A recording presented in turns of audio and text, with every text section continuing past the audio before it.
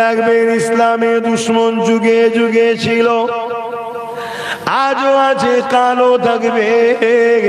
কিন্তু ইসলামের দুশ্মনেরা কোন সময়তে মাথা তুলতে পারে না। যখনই মাথা তারা তুলেছে, প্রকাশ্য দুশ্মনী করা শুরু করেছে। মনে রাখবেন, তার মানে এটা হলো মুসলমানদের মধ্যে গাদ্দারের সংখ্যা বেড়ে গেছে, মুনাফিকের সংখ্যা বেড়ে গেছে। দাড়ি টুপির আড়ালে, নামাজ রোজার আড়ালে, মৌলানা মুফতি পীর পীরজাদার আড়ালে গাদ্দার মুনাফিকের সংখ্যা বেড়ে গেছে। তার নমুনা হলো ইসলামের দুশ্মনেরা। আজকে তারা প্রকাশ্য উঠে পড়ে লেগেছে, কেননা দুশ্মনী তারা সর্বসময় করে, কিন্তু গোপনে গোপনে করে। কেন? প্রকাশ্য যখনই করতে গেছে বদরের মতো মার খেয়েছে, প্রকাশ্য যখনই করতে গেছে খাইবারের মতো মার খেয়েছে, প্রকাশ্য যখনই করতে গেছে নমরুদের মতো মার খেয়েছে, ফেরাউনের মতো নীল নদে ডুবে মরেছে। প্রকাশ্য যখনই করতে গেছে চিঙ্গিস খানের মতো দশা হয়েছে। প্রকাশ্য যখনই করতে গেছে, এ যুবকেরা, তরুণেরা, আমার গরিবে নওয়াজের হাতে এই ভারতবর্ষের সন্ত্রাসীরা যেভাবে মার খেয়েছিল ওইভাবে তারা মার খেয়েছে। তাই তারা গোপনে গোপনে দুশ্মনী চালিয়েছে। কিন্তু প্রকাশ্য তখনই তারা হয় যখন মুসলমানদের মধ্যে এক দল মুনাফিক গাদ্দাররা তাদের অর্থ নিয়ে তাদেরকে সাহায্য করে, ভেতরের খবর তাদেরকে জানিয়ে দেয়, ভেতরের খবর তাদেরকে জানিয়ে দেয়, ভেতরের প্ল্যান গুলো তাদেরকে জানিয়ে দেয়। তখনই প্রকাশ্য দুশ্মনেরা মাথা চারা দিয়ে প্রকাশ্য ইসলামের বিরুদ্ধে কথা বলার সাহস পায়। আমার কওমেরা, আমার নবীর উম্মত উম্মতিরা, মন দিয়ে শোনেন, পরিবর্তন হন। ভুল যদি নিজের হয়ে যায় আল্লাহর কাছে ক্ষমা চান, মাফ করে দেবে। কিন্তু তোমার ঘরে দরজা খেরাতে খুলে দিয়ে ডাকা ঢুকিয়ে মা বেটিদের ইজ্জতকে যদি তুমি লুটিয়ে থাকো, তাহলে কিন্তু তোমার প্রতিবেশী, তোমার গ্রাম, তোমার বাড়ির লোক কেউ তোমাকে ভালো বলবে না, কেউ মাফ করবে না। কেননা তুমি গাদ্দারি করেছো। ঠিক তেমনি দিনের বিষয়ে জালিমরা তো জুলুম করবে। তুমি মুসলমান হয়ে দিনের দুশ্মনকে শক্তিশালী করে দিয়ে যদি দিনের ক্ষতি করার পরিকল্পনা করো, মনে রেখে দিও আমার আল্লাহ বা তোমাকে মাফ করে দেবে না। আর যদি দুনিয়া জমিনে তুমি নিজের গুনাহ করো ফেলো, হালকা বয়সে গান যাত্রা ফাংশন, দাড়ি চেঁচে ফেলেছো, প্যান্ট শার্ট পরেছো, হালকা বয়সে অন্যায় করতে লেগেছো, তুমি যদি একদিন ভুলটা তওবা করে নাও, আল্লাহর কাছে যদি কাঁদাকাটি করে নাও, এই যুবকেরা, আমার আল্লাহ এত দয়ালু, তোমার জীবনের গুনাহ খাতাকে আল্লাহ পাক মাফ করবেন, ওয়াদা করেছে। আর যদি দুনিয়াতে তুমি মাফ নাও চাইতে পারো, কিন্তু মনে রেখে দিও ময়দানে মাশরে আল্লাহ পাক দয়া রহমতের পানি বর্ষণ করবে, ওইখানেও মাফ হয়ে যেতে পারে। যদি তাও না হয়, জাহান্নামে যদি আল্লাহ দিয়ে দেয় আযাব খেটে খেটে খেটে একদিন একদিন ইসলামের দুশ্মনী না থাকার কারণে ঈমান থাকা দরুন আল্লাহ পাক তোমাকে নাজাত দিয়ে দেবে। কেননা ময়দানে মাশরে দাঁড়াতেই হবে। তুমি যত বড় ভিআইপি হও না কেন, ময়দানে মাশরে তোমাকে উঠানো হবে, দাঁড়াতে তোমাকে হবে। মাথা রাখবে দেখতে লাভ, এক হাত উপরে সূর্যকে আল্লাহ নামিয়ে দেবে, মাথার খেন কোনো নাক দিয়ে ঝরে ঝরে পড়বে। এমনও দেখা যাবে বাপ ছেলেকে জমিনে শুইয়ে দিয়ে তার বুকের উপরে পা দিয়ে দাঁড়িয়ে গেছে, ছেলে বাপের বুকের ওপরে পা দিয়ে তার উপরে দাঁড়িয়ে গেছে, মা মেয়ের বুকের ওপরে পা দিয়ে দাঁড়িয়ে গেছে, মেয়ে মায়ের বুকের ওপরে পা দিয়ে দাঁড়িয়ে গেছে। এক কথায় যার ওপরে যার জোর চলবে তার বুকের ওপরে পা দিয়ে দাঁড়িয়ে যাবে, কেননা জমিনটা এত গরম হবে, ওই গরম জমিনে দাঁড়াতে পারবে না। এই জন্যে যে যাকে পারবে তার বুকের ওপরে পা দিয়ে দাঁড়িয়ে যাবে। এ যুবকেরা, এই কঠিন দিনেতে তোমার দাদা দিদি কেউ বাঁচাতে পারবে না। এই কঠিন দিনে তোমার প্রশাসনের পাওয়ার, তোমার মিলিটারির পাওয়ার, তোমার রাজ পাওয়ার, কোনো পাওয়ার তোমাকে বাঁচাতে পারবে না। এই কঠিন দিনে তুমি যদি ইমানদার হও তবেই তুমি বাঁচতে পারবে। এই কঠিন দিনে একজনের কথাই চলবে, তিনি আমিন আল্লাহ আব্দুল্লাহ দুলাল হযরত নবী মুহাম্মদ রাসূলুল্লাহ। তুমি যদি মুসলমান হও তো তোমার তো 24 ঘন্টা ভাবা দরকার আমার নবীর দিনটা নিয়ে, আমার নবীকে নিয়ে। তোমার আমার ভাবার সময় আছে? উপরন্তু তুমি আমি ভাবছি না, আর যারা ভেবে ভুবে কষ্ট করে সব বাগান সাজিয়েছে, সেই বাগানকে যারা মিটাতে এসেছে তাদের নিয়ে ভাবছি। তুমি আমি একজন প্রকাশ্য মিটাচ্ছে, আর আমি তুমি যে তাকে রুখতে যাব, আর আমার রাজ্য সরকার বলছে খবরদার ওর বিরুদ্ধে রুকা যাবে না। বলছে না বলে না? বলেছে না বলে না? যে বাংলায় যদি ওয়াকফ নিয়ে আন্দোলন করো, অর্থাৎ কেন্দ্র সরকারের বিরুদ্ধে যদি কথা বলো, ওয়াকফটা বিলটা করেছে কে? রাজ্য সরকার না কেন্দ্র সরকার? তাহলে এই বিলের বিরোধী মানে কার বিরোধী? জোরে বলুন। কেন্দ্র সরকারের, কেন বিলটাকে সে করেছে, এ তো করে না, তাহলে স্বাভাবিক কার বিরোধী। কিন্তু ইনি কি বলছে, এই তুই আমার দাদার বিরোধী করবি মানে? এটাই তো ব্যাপার। তুই আমার দাদার বিরোধী করবি মানে এই বাংলায় আমার দাদার বিরোধী করা। তাহলে দাদা বোনের সম্পর্কটা বুঝতে পারছো তো নাকি?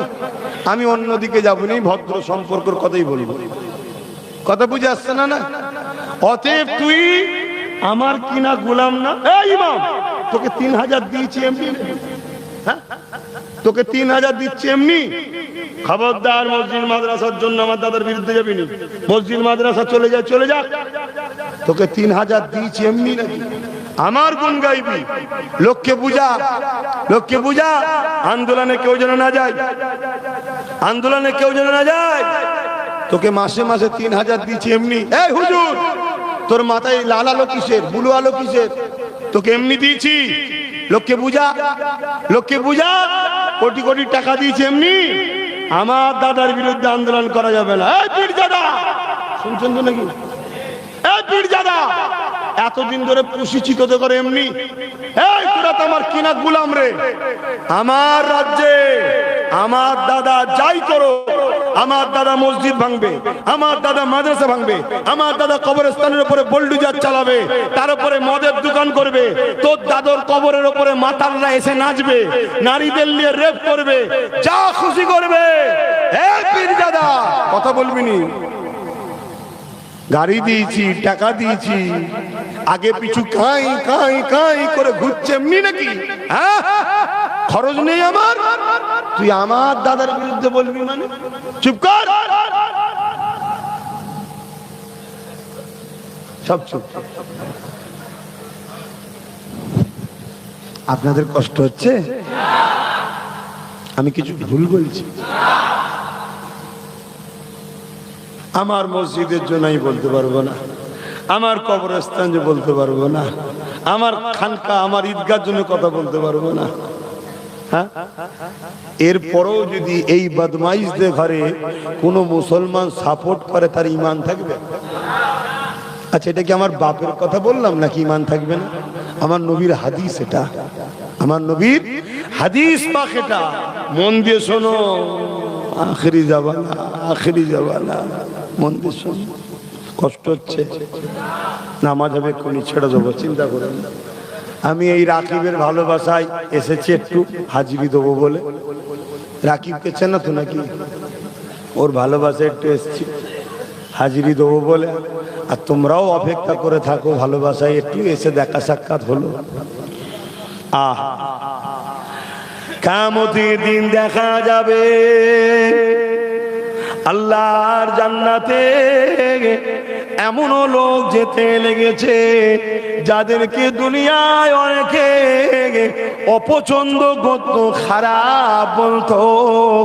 এই লোকগুলো কিয়ামতের দিনে এমনও লোক তাদের মধ্যে থেকে জান্নাতে যাচ্ছে। এ আল্লাহর বান্দারে, কেন জান্নাতে তুমি যাচ্ছ? তোমার তো দুনিয়ায় অনেক ভুল ছিল, অনেক অন্যায় ছিল, অনেক খাতা ছিল। তুমি তো গান শুনতে, তুমি তো যাত্রায় যেতে, তুমি তো ফাংশনে যেতে, তুমি তো দুনিয়ার জমিনে অনেক নামাজ কাজা করে ফেলেছো, আর প্যান্ট শার্ট পরে ঘুরতে। আজ তুমি কেন জান্নাতে যাচ্ছ? শোনো শোনো, আমার আল্লাহ আমাকে পরিবর্তন করে দিয়েছিল। আমি তওবা করেছিলাম, আমি আমার গুনার জন্য আল্লাহ পাকের কাছে ক্ষমা চেয়েছিলাম। ক্ষমা চেয়ে আমি নামাজি হয়ে গিয়েছিলাম, ক্ষমা চেয়ে আমি হজ করেছিলাম, ক্ষমা চেয়ে আমি দান খয়রাত করেছিলাম, ক্ষমা চেয়ে আমি রোজা রেখেছিলাম। আমার আল্লাহ তিনি বড় দয়ালু, আমাকে মাফ করে দিয়ে তিনি আমাকে জান্নাত যেতে দিয়েছে। আবার অবাক হয়ে যাবেন, জাহান্নামের দিকে এমনও লোক যেতে লেগেছে যাদেরকে দেখে দুনিয়ার মানুষ মনে করত, আহারে আল্লাহর ফেরেশতা এটা। শুনছেন তো নাকি? এই লোকটা তো আল্লাহ কারে কত ভালো লোক, পাঁচ ওয়াক্ত নামাজ জামাত ছাড়া কখনো পড়ে না, ছাড়েনি কখনো। এমনও দান খয়রাত করে, হজও করে বেড়ায়। এ যুবকেরা কথা শুনলে ফেরেশতা ফেরেশতা মনে হয়, কথাই কথাই আল্লাহু আকবার, সুবহানাল্লাহ, আস্তাগফিরুল্লাহ। শুনছেন তো? আমার অজ তো তাদের অসুবিধা হবে যারা এরকম 2 নম্বর। আমি কারো নাম বলেছি? আমি আপনার নাম বলেছি? আপনি আমার নাম বলেছেন? আমার নাম বলছি না। কারো রাগ হওয়ার তো ব্যাপার না। রাগ তার হবে যার সঙ্গে এটা সেটিং হবে, ঠিক না বেটি? সেটিং যার সাথে হবে তার রাগ হওয়া স্বাভাবিক। এই যুবকেরা জাহান্নামের কাতারে লাইন দেবে। কি ব্যাপার? দুনিয়ায় তো আপনারা কত ভালো মানুষ ছিলেন, কত সবাই সম্মান করত, কত মহাব্বতের লোক ছিলেন, ভালো লোক ছিলেন। কি ব্যাপার? না না না, আমার নামাজ কোনোদিন কাজা হয়নি, রোজা কোনোদিন কাজা হয়নি, হজ কোনোদিন কাজা হয়নি, কিন্তু আমার দ্বারা এত বড় একটা অন্যায় হয়ে গেছে। ওই অন্যায় হলো ইসলামের দুশমনকে আমি জায়গা করে দিয়েছিলাম, ইসলামের দুশমনকে আমি জায়গা করে দিয়েছিলাম। সে সেই জায়গা নিয়ে, সে সেই সুযোগ নিয়ে, সে সেই ক্ষমতা নিয়ে আমার নবীর মাদ্রাসাকে মিটিয়ে দিয়েছিল, মুসলমানদের নামে মিথ্যা মিথ্যা মামলা দিয়েছিল, হিসাবকে খুলে দিয়েছিল, দাড়ি থাকার জন্য চাকরিতে বসতে দেয়নি, মুসলমান হওয়ার জন্য নামটা বাদ দিয়ে দিয়েছিল, চাকরি পাওয়ার উপযুক্ত মুসলমানটা ছিল, হিন্দু মুসলমান হওয়ার জন্য তাকে বাদ দিয়ে দিয়েছিল। এই যে অন্যায় কোন শাসকরা করছে, এই সব কিছুর পিছনে আমাদের অবদান রয়েছে। কেন আমরা মুসলমানকে বুঝিয়ে বুঝিয়ে বুঝিয়ে এই ইসলামের দুশমনদের পিছনে নিয়ে গিয়ে এদেরকে ক্ষমতায় বসিয়েছিলাম। আল্লাহ পাক তাই আমাদের আমলগুলোকে বরবাদ করে দিয়ে আমাদেরকে জাহান্নামে ঠেলে দিয়েছে। শুনছো তো নাকি? খুব সাবধান। আব্বাস কি জিনিস পৃথিবীর কেউ যদি নাও জানে, আল্লাহ জানে না? জানে না? তো তুমি কি জিনিস পৃথিবীর কেউ যদি না জানে, যিনি বিচারটা করবেন তিনি জানে না? জানে না? আজকে কি হচ্ছে? হ্যাঁ, আজকে কি হচ্ছে? আজকে পুরো ইসলামকে মুছে দিবার প্ল্যান চলছে। প্রতিটা জিনিসের একটা সিম্বল থাকে, পেহচান থাকে। মসজিদ যদি না থাকে ইসলাম থাকবে কোথায়? মাদ্রাসা যদি না থাকে ইসলাম থাকবে কোথায়? কবরস্থান যদি না থাকে তোমার বাপ দাদা কোনো কি ইসলামী পন্থায় কবর দেবে কোথায়? লাস্টে বলবে পুরাও। তো পুরানোটা কালচার ইসলামের, তাহলে তোমাকে আস্তে আস্তে ইসলাম বিদ্বেষী কালচার নাচারে হলেও শিখাচ্ছে না শিখায়নি? তাহলে এত বড় একটা অন্যায় করছে কেন্দ্র সরকার, সংখ্যাগরিষ্ঠতার জোর দেখিয়ে তার বিরুদ্ধে আমরা আন্দোলন করব। রাজ্য সরকার যে নাকি বলে আমি কেন্দ্র সরকারের বিরুদ্ধে, সে আবার বলছে আমার বাংলায় কেন্দ্র দাদার বিরুদ্ধে বলা যাবে না। আপনারা যদি খুবই মূর্খ হন আর মাতাল হন তাহলে এর এই কথাটা বিশ্বাস করবেন যে এই কেন্দ্রের বিরুদ্ধে, এই কেন্দ্রের বিরুদ্ধে। কতটা এদের মধ্যে সেটিং দেখুন। কেন পশ্চিম বাংলার আন্দোলন দিল্লিতে প্রভাব পড়বে, আর দিল্লিতে প্রভাব যদি পড়ে সুপ্রিম কোর্ট থেকে ওই বাবরি মসজিদের মতো সংবিধান বিরোধী রায় আর বেরোবে না। শুনছেন তো নাকি? অতএব রুকে দাও। আর আমরা অনেক হুজুর, অনেক মুফতি মৌলানা পীর পীরজাদা, আমরা সব চুপ চুপ। ওই একটাই কথা আমাদের মধ্যে, কি করব? বিজেপি চলে আসবে। আরে বিজেপি তো আজ নয় কাল আসবেই। শুনছেন না শোনেন না? আসবে। কেন আসবে? চাষ যদি তৈরি করা হয় বিজেপি, তো ফল তো একদিন বিজেপি পাবে। তো বাংলায় বিজেপির চাষ হচ্ছে না, হয়নি? আমাদেরকে সামনে রেখেছে মুখটা, ইফতারে আছি তো, ঈদগাহে আছি তো, খানকায় আছি তো, দুয়াতে আছি তো, কিন্তু ভেতরে ভেতরে পাহারা দেওয়া হচ্ছে তোমাদের মেদিনীপুরেরটাকে। 200 পুলিশ যাচ্ছে কাঁই কাঁই করে, যে মাইক ধরে বলছে জিহাদি মুল্লা। তার মানে কি চাষ হচ্ছে না, হয়নি? কেন? এটা সংবিধানের পক্ষে না বিরুদ্ধে? তা ধরা দরকার ছিল না, ছিল না? ধরছে না, ভাই বোনের ব্যাপার। আর না হয় বলে একবার, আমি দাদাকে বলবো তুই আমাকে এত ছোট বড় কথা বলিস। শুনেছেন না শোনেন? কত সেটিং দেখছেন। আর গরিবের হয়ে, ওয়াকাবের হয়ে, সংবিধানের হয়ে কেউ কথা বলতে যাবে, তার বাড়িতে পুলিশ চলে যাচ্ছে, রাজ্য পুলিশ যাচ্ছে, গিয়ে তাকে তুললে চলে যাচ্ছে, অ্যারেস্ট করছে, বন্দি করছে। কি ব্যাপার গো? বলছে না ওয়াকাবের জন্য তুই কথা বলেছিস কেন? শুনছেন না শোনেন না?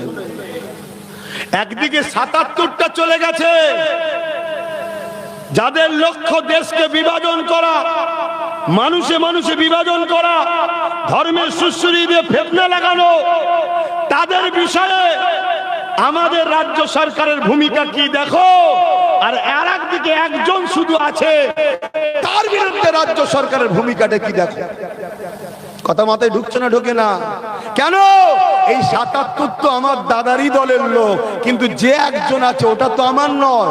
ও তো প্রত্যেকটা অন্যায়ের কাছে, প্রত্যেকটা বিষয়ে মাথা দিচ্ছে।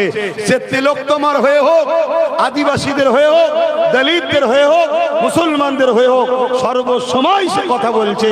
তাহলে আজ তোমাকে বুঝতে হবে, এই মসজিদ যদি বাঁচাতে চাও, মাদ্রাসা যদি বাঁচাতে চাও, কবরস্থান যদি বাঁচাতে চাও, তোমাদের বাচ্চারা যদি ইসলাম পাই চাও, তাহলে কারো পিছনে দালালি নয়, নিজেদের টিম, নিজেদের দল, নিজেদের ঘরে ক্ষমতায় আসতে হবে।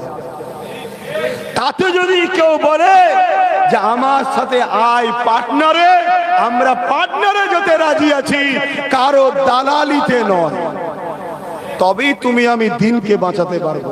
শুনছো না শোনোনি? আমার রাসূল পাক সাল্লাল্লাহু আলাইহি ওয়াসাল্লাম মক্কা থেকে চলে গেলেন ইয়াসরিব মদিনাতে।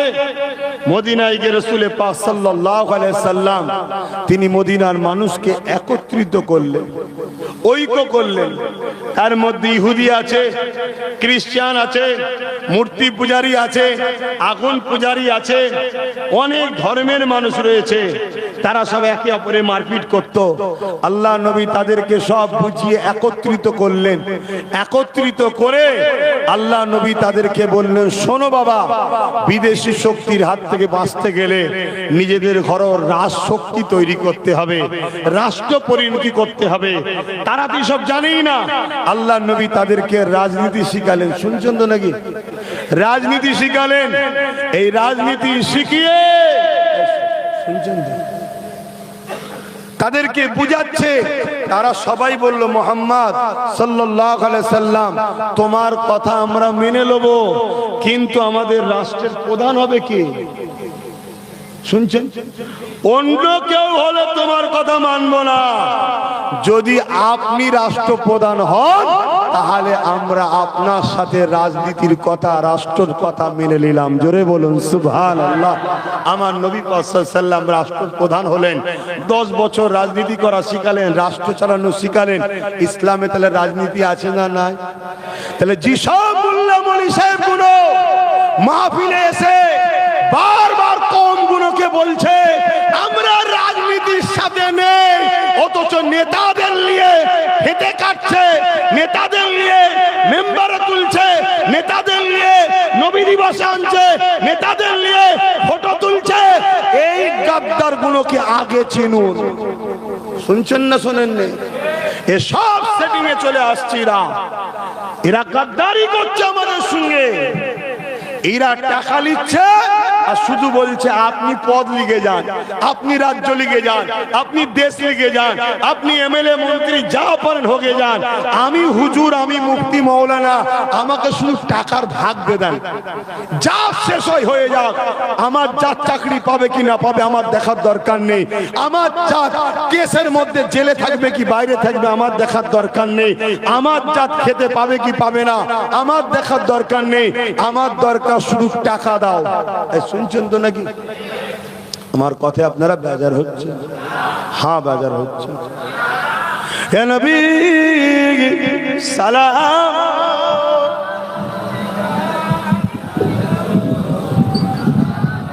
নামাজ হবে তো? হ্যাঁ।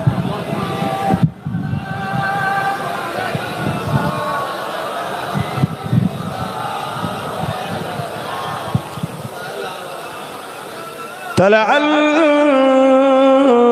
البدر علينا من شنيعة الوداع وجب الشكر علينا ما دعا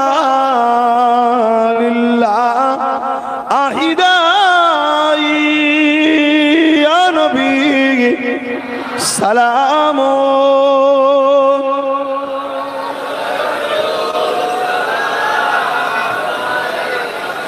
يا حبيب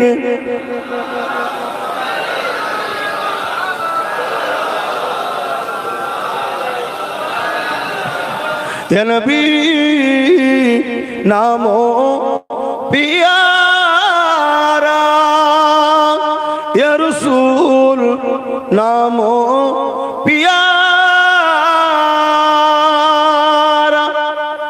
अर्श पर